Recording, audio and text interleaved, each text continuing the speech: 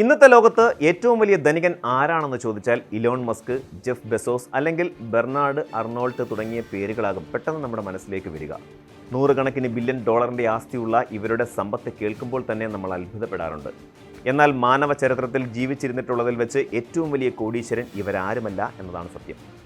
അതുമാത്രമല്ല, ഇവരുടെ എല്ലാം ആകെ സമ്പത്തിനേക്കാൾ എത്രയോ മുകളിലായിരുന്നു അദ്ദേഹത്തിൻ്റെ ആസ്തി എന്ന് പറഞ്ഞാൽ നിങ്ങൾ വിശ്വസിക്കുമോ? 14ാം നൂറ്റാണ്ടിൽ പശ്ചിമാഫ്രിക്കയിലെ മാലി സാമ്രാജ്യം ഭരിച്ചിരുന്ന മാൻസ മൂസ എന്ന ചക്രവർത്തിയായിരുന്നു ചരിത്രത്തിലെ ആ മഹാധനികൻ. അദ്ദേഹത്തിൻ്റെ സമ്പത്ത് ഇന്നത്തെ വലിയ ആഗോള കോർപ്പറേറ്റുകളുടെ മൂല്യത്തോടല്ല, മറിച്ച് ചില വൻകിട രാജ്യങ്ങളുടെ ആകെ ആഭ്യന്തര ഉൽപ്പാദനത്തോടും സമ്പദ് വ്യവസ്ഥയോടുമാണ് ചരിത്രകാരന്മാർ താരതമ്യം ചെയ്യുന്നത്. ആധുനിക സാമ്പത്തിക മാനദണ്ഡങ്ങൾ വെച്ച് അദ്ദേഹത്തിൻ്റെ ആസ്തി കൃത്യമായി കണക്കാക്കുക എന്നത് അസാധ്യമായിരിക്കാം. ഏകദേശം 400 ബില്യൺ ഡോളറിലധികം മൂല്യം ഇന്നത്തെ വിപണിയിൽ അതിനുണ്ടാകുമെന്നാണ് പല സാമ്പത്തിക വിദഗ്ധരും വിലയിരുത്തുന്നത്.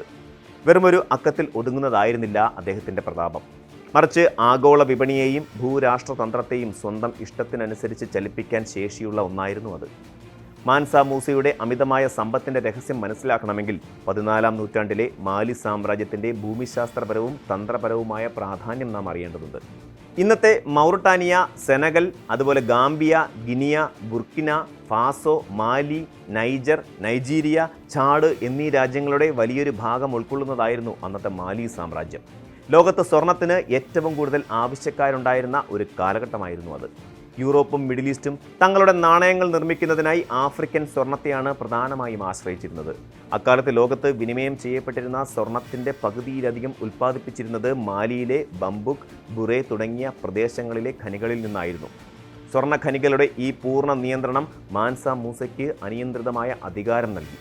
ഇതിനു പുറമെ വടക്കൻ ആഫ്രിക്കയിലെ ഉപ്പ് ഖനികളും മാലി സാമ്രാജ്യത്തിൻ്റെ പരിധിയിലായിരുന്നു. അക്കാലത്ത് സ്വർണത്തോളം തന്നെ വിലപിടിപ്പുള്ള ഒന്നായിരുന്നു ഉപ്പ്. സഹാറ മരുഭൂമിയിലൂടെ കടന്നു പോകുന്ന എല്ലാ പ്രധാന വ്യാപാര പാതകളും മാലിയിലൂടെയാണ് കടന്നുപോയിരുന്നത്.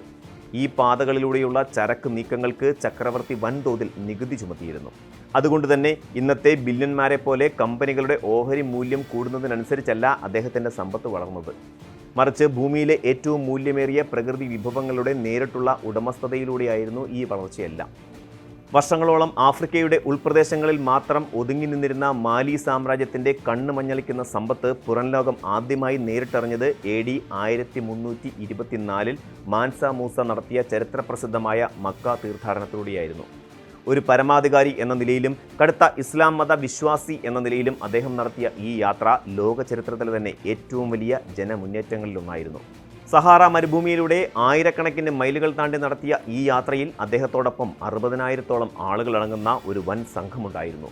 ഇതിൽ സൈനികർ, കൊട്ടാരം ഉദ്യോഗസ്ഥർ, വിനോദകാരികൾ, വ്യാപാരികൾ എന്നിവർക്ക് പുറമെ പട്ടുടുപ്പുകൾ ധരിച്ച 10,000-കണക്കിന് ഭൃത്യന്മാരും ഉൾപ്പെട്ടിരുന്നു. ഈ യാത്രയുടെ ദൃശ്യഭംഗി വിവരണാതീതമായിരുന്നു. 100-ലധികം ഒട്ടകങ്ങളാണ് ഈ സംഘത്തിലുണ്ടായിരുന്നത്. ഇതിൽ ഓരോ ഒട്ടകവും 300 പൗണ്ടിലധികം ഭാരമുള്ള തങ്കക്കട്ടികളും സ്വർണ്ണപ്പൊടിയുമായാണ് ചുമന്നിരുന്നത്. ചക്രവർത്തി സഞ്ചരിക്കുന്നതിന് മുന്നിലായി ശുദ്ധമായ സ്വർണ്ണ വടികൾ കൈകളിൽ പിടിച്ച 500-ലധികം ഭൃത്യന്മാർ അണിനിരന്നിരുന്നു. മരുഭൂമിയിലൂടെ നീങ്ങുന്ന ഈ വൈഭവ സമ്പന്നമായ സംഘം ഒരു വലിയ നഗരം തന്നെ ചലിക്കുന്നത് പോലെയാണ് അക്കാലത്ത് ചരിത്രകാരന്മാർക്ക് തോന്നിയത്. ഈ യാത്ര കടന്നുപോയ വഴികളിലെല്ലാം അദ്ദേഹം വൻതോതിൽ സ്വർണ്ണ ദാനധർമ്മങ്ങൾ നടത്തുകയും പുതിയ പള്ളികൾ നിർമ്മിക്കാൻ ഉത്തരവിടുകയും ചെയ്തു. മാൻസ മൂസയുടെ ഈ അളവറ്റ ഉദാരത പക്ഷേ വലിയൊരു സാമ്പത്തിക പ്രതിസന്ധിക്കാണ് വഴി തുറന്നത്. തീർത്ഥാടനത്തിനിടയിൽ അദ്ദേഹം ഈജിപ്തിൻ്റെ തലസ്ഥാനമായ കെയ്റോയിൽ മാസങ്ങളോളം തങ്ങുകയുണ്ടായി. കെയ്റോയിലെ ഭരണാധികാരികൾക്കും ഉദ്യോഗസ്ഥർക്കും ദരിദ്രർക്കും അദ്ദേഹം കൈയയച്ച് സ്വർണം സമ്മാനമായി നൽകി. കൂടാതെ പ്രാദേശിക വിപണികളിൽ നിന്നും സാധനങ്ങൾ വാങ്ങുന്നതിനായി വൻതോതിൽ സ്വർണം ചെലവഴിക്കുകയും ചെയ്തു. എന്നാൽ പെട്ടെന്ന് ഒരു വിപണിയിലേക്ക് ആവശ്യത്തിലധികം സ്വർണം ഒഴുകിയെത്തിയപ്പോൾ കെയ്റോയിലെ സാമ്പത്തിക സമവാക്യങ്ങൾ പൂർണ്ണമായും തകിടം മറിഞ്ഞു. സ്വർണത്തിൻ്റെ മൂല്യം കുത്തനെ ഇടിഞ്ഞു.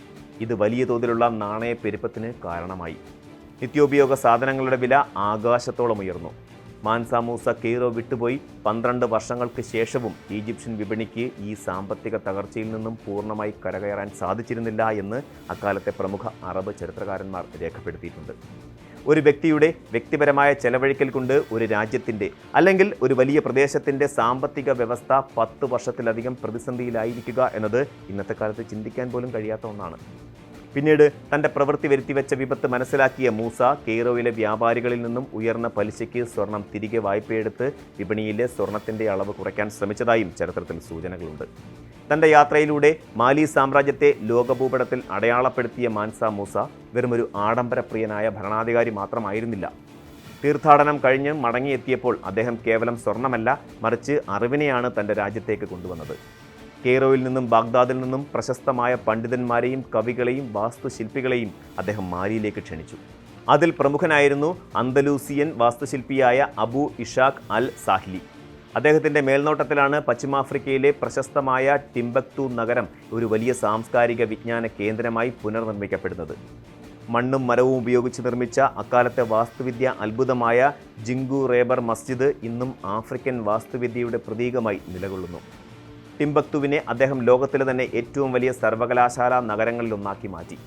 അവിടുത്തെ സാൻകോർ സർവകലാശാലയിൽ ഇസ്ലാമിക ദൈവശാസ്ത്രം, നിയമം, ജ്യോതിശാസ്ത്രം, ചരിത്രം എന്നിവ പഠിക്കാൻ ലോകത്തിൻ്റെ വിവിധ ഭാഗങ്ങളിൽ നിന്നും 24,000-ലധികം വിദ്യാർത്ഥികളാണ് എത്തിയിരുന്നത്. ലക്ഷക്കണക്കിന് അപൂർവ കയ്യെഴുത്ത് പ്രതികൾ സൂക്ഷിച്ചിരുന്ന വലിയ ലൈബ്രറികൾ അക്കാലത്ത് ടിംബക്തുവിൽ സ്ഥാപിക്കപ്പെട്ടു. സ്വർണത്തേക്കാൾ മൂല്യം പുസ്തകങ്ങൾക്കുണ്ടായിരുന്ന ഒരു സുവർണ കാലഘട്ടമാണ് മാൻസ മൂസ മാലിയിൽ സൃഷ്ടിച്ചത്. ഇന്നത്തെ ആഗോള ശതകോടീശ്വരന്മാരും മാൻസ മൂസയും തമ്മിലുള്ള താരതമ്യം ഭൂരാഷ്ട്രതന്ത്രത്തിൽ വളരെ താൽപ്പര്യമുണർത്തുന്ന ഒന്നാണ്. ഇന്നത്തെ ധനികരായ ഇലോൺ മസ്കോ, ജെഫ് ബെസോസോ തങ്ങളുടെ സമ്പത്ത് നിർമ്മിക്കുന്നത് നിലവിലുള്ള നിയമങ്ങൾക്കും ബാങ്കിംഗ് സംവിധാനങ്ങൾക്കും ഓഹരി വിപണികൾക്കും ഉള്ളിൽ നിന്നുകൊണ്ടാണ്. വിപണിയിലെ ഏറ്റക്കുറച്ചുകൾക്കനുസരിച്ച് അവരുടെ സമ്പത്ത് ഒരു ദിവസം കൊണ്ട് കോടിക്കണക്കിന് ഡോളർ കൂടുകയോ കുറയുകയോ ചെയ്യാം. എന്നാൽ മാൻസ മൂസയുടെ കാര്യത്തിൽ അദ്ദേഹം ഒരു വ്യവസ്ഥിതിക്കുള്ളിൽ നിന്നുകൊണ്ട് ജീവിക്കുകയായിരുന്നില്ല, മറിച്ച് അദ്ദേഹം തന്നെയായിരുന്നു ആ വ്യവസ്ഥിതി. അക്കാലത്തെ ഏറ്റവും മൂല്യമേറിയ കറൻസിയായ സ്വർണത്തിൻ്റെ ഉൽപ്പാദനം പൂർണ്ണമായും അദ്ദേഹത്തിൻ്റെ വിരൽത്തുമ്പിലായിരുന്നു. അതുകൊണ്ട് തന്നെ അദ്ദേഹത്തിൻ്റെ സമ്പത്തിന് പണപ്പെരുപ്പത്തിൻ്റെയോ സാമ്പത്തിക മാന്ദ്യത്തിൻ്റെയോ ഭീഷണികൾ ഉണ്ടായിരുന്നില്ല. അദ്ദേഹം നിർമ്മിച്ച ശങ്കോർ സർവകലാശാലയും ജിങ്കരേബർ മസ്ജിദും ഇന്നും ആഫ്രിക്കൻ വാസ്തുവിദ്യയുടെയും സംസ്കാരത്തിൻ്റെയും പ്രൗഢി വിളിച്ചോതുന്നവയാണ്. ലോകത്തിൻ്റെ വിവിധ കോണുകളിൽ നിന്നുള്ള ലക്ഷക്കണക്കിന് പുസ്തകങ്ങളും കയ്യെഴുത്ത് പ്രതികളും സൂക്ഷിച്ച വലിയ ലൈബ്രറികൾ അദ്ദേഹം സ്ഥാപിച്ചു. സ്വർണത്തിൻ്റെ തിളക്കത്തിനപ്പുറം അറിവിൻ്റെ വെളിച്ചമാണ് ഒരു സാമ്രാജ്യത്തെ നിലനിർത്തുന്നത് എന്ന് അദ്ദേഹം മനസ്സിലാക്കിയിരുന്നു. യൂറോപ്പ് ഇരുണ്ട യുഗത്തിലൂടെ കടന്നു പോകുമ്പോൾ ആഫ്രിക്കയിൽ വിജ്ഞാനത്തിൻ്റെയും സുവർണ കാലഘട്ടം സൃഷ്ടിക്കാൻ മാൻസ മൂസയ്ക്ക് കഴിഞ്ഞു. ഇത്രയധികം സമ്പത്തുണ്ടായിട്ടും ആധുനിക ചരിത്ര പുസ്തകങ്ങളിൽ മാൻസ മൂസയുടെ പേര് പലപ്പോഴും വേണ്ടത്ര പ്രാധാന്യത്തോടെ കാണാറില്ല. യൂറോപ്പിലെ ഭൂപട നിർമ്മാതാക്കൾ 1375 പുറത്തിറക്കിയ കാറ്റലൻ അറ്റ്ലസിൽ ലോകത്തിൻ്റെ മധ്യഭാഗത്തിലിരുന്ന് വലിയൊരു സ്വർണ്ണക്കട്ട കയ്യിൽ പിടിച്ചിരിക്കുന്ന മാൻസ മൂസയെ വരച്ചു വെച്ചിട്ടുണ്ട്. എന്നാൽ അദ്ദേഹത്തിൻ്റെ മരണശേഷം വന്ന ഭരണാധികാരികളുടെ പരാജയവും ആഭ്യന്തര കലഹങ്ങളും മാലി സാമ്രാജ്യത്തിൻ്റെ തകർച്ചയ്ക്ക് കാരണമായി. പിന്നീട് വന്ന യൂറോപ്യൻ അധിനിവേശ ശക്തികൾ ആഫ്രിക്കയുടെ ചരിത്രത്തെയും സമ്പത്തിനെയും ബോധപൂർവം വിസ്മരിക്കാൻ ശ്രമിച്ചതും ഈ സുവർണ ചരിത്രം ജനശ്രദ്ധയിൽ നിന്നും മറയാൻ ഇടയാക്കി. മാൻസ മൂസയുടെ ജീവിതം നമുക്ക് നൽകുന്ന ഉൾക്കാഴ്ച വളരെ വലുതാണ്. സമ്പത്ത് എന്നത് ബാങ്ക് അക്കൗണ്ടുകളിലെ അക്കങ്ങളിൽ മാത്രമല്ല, മറിച്ച് അത് സമൂഹത്തിലും സംസ്കാരത്തിലും എത്രത്തോളം വലിയ മാറ്റങ്ങൾ ഉണ്ടാക്കുന്നു എന്നതിലാണ് കാര്യം. കേവലം വ്യക്തിപരമായ ആഡംബരങ്ങൾക്കപ്പുറം വിദ്യാഭ്യാസം, കല, അടിസ്ഥാന സൗകര്യങ്ങൾ എന്നിവയ്ക്കായി തൻ്റെ സമ്പത്ത് വിനിയോഗിച്ചത് കൊണ്ടാണ് നൂറ്റാണ്ടുകൾക്ക് ശേഷവും മാൻസ മൂസ ചരിത്രത്തിലെ ഏറ്റവും വലിയ കോടീശ്വരനായി ഇന്നും ഓർക്കപ്പെടുന്നത്. കൂടുതൽ വാർത്തകൾക്ക് news 18 Keralam YouTube channel subscribe ചെയ്യുക.